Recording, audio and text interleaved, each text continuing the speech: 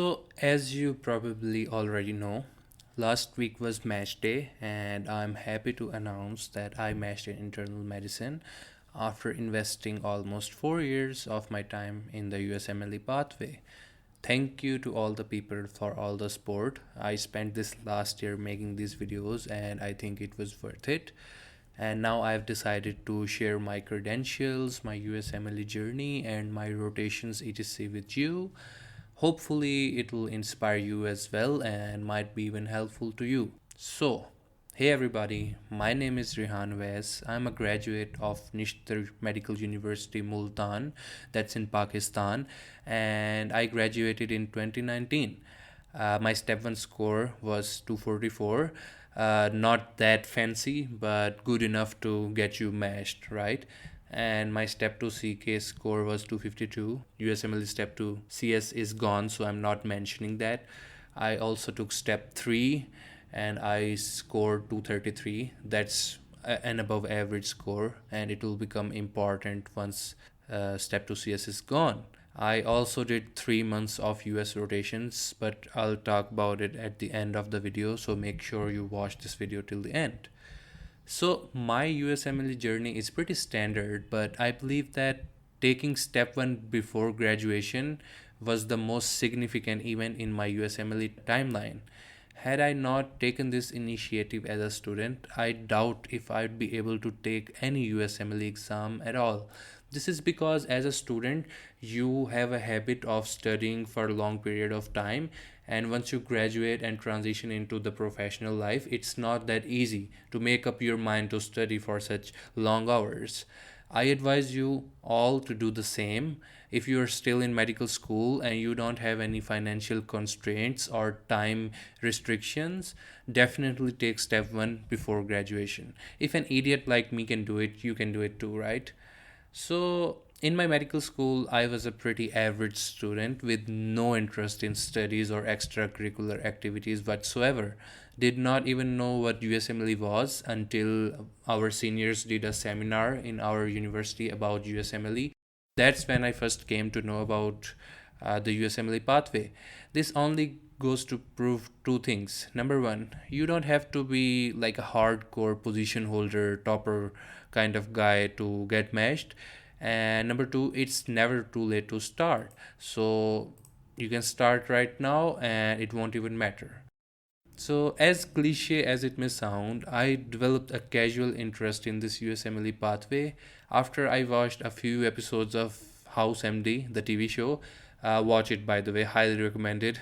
So, then I started studying for step 1, 1 to 2 pages a day. I was amazed by the quality of the USMLE preparation material. You're given a clinical scenario with the relevant information and labs, and you have to solve the puzzle using your knowledge and instincts. I really enjoyed preparing for step 1 and found it very rewarding. I advise you to at least give it a try. Buy the USMLE First Aid for step 1 today.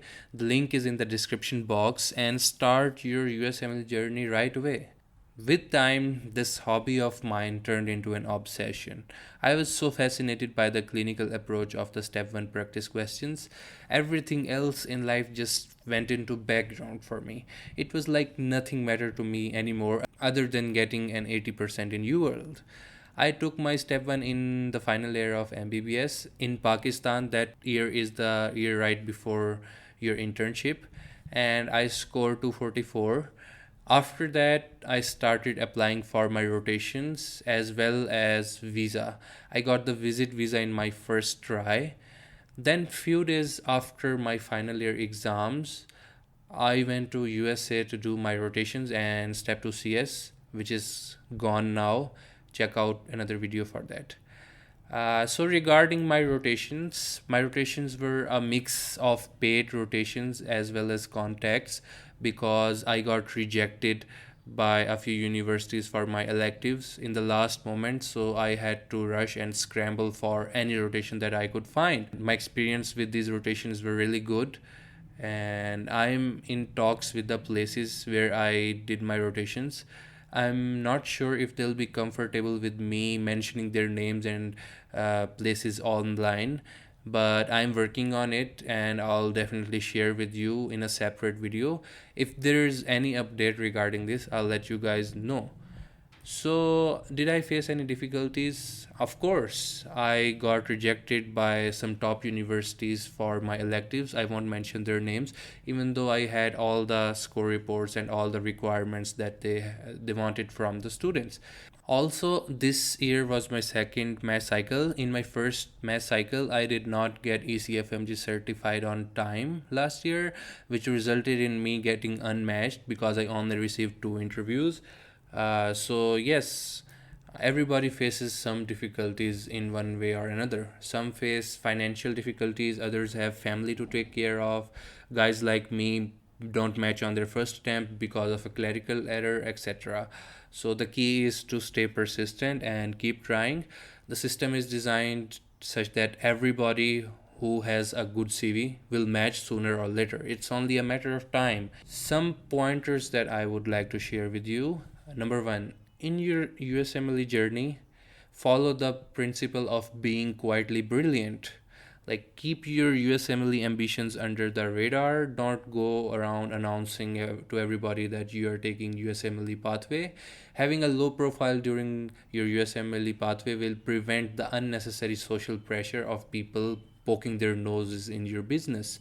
Don't worry, you can rub it in people's faces once you match, kind of what I am doing these days. Number two, take your exams seriously, as seriously as you can. Do not pursue USMLE as a hobby. Number three, don't ask too much people for advice on materials and resources. The more people you talk to, the more confused you'll get. Just follow like 2 to 3 people and follow their advice and ask them questions. Finally, don't run your USMLE campaign on autopilot. What I mean is that always have a person to guide you. Start asking right questions from right people, and if you don't have any person like that, don't worry, I've got you covered.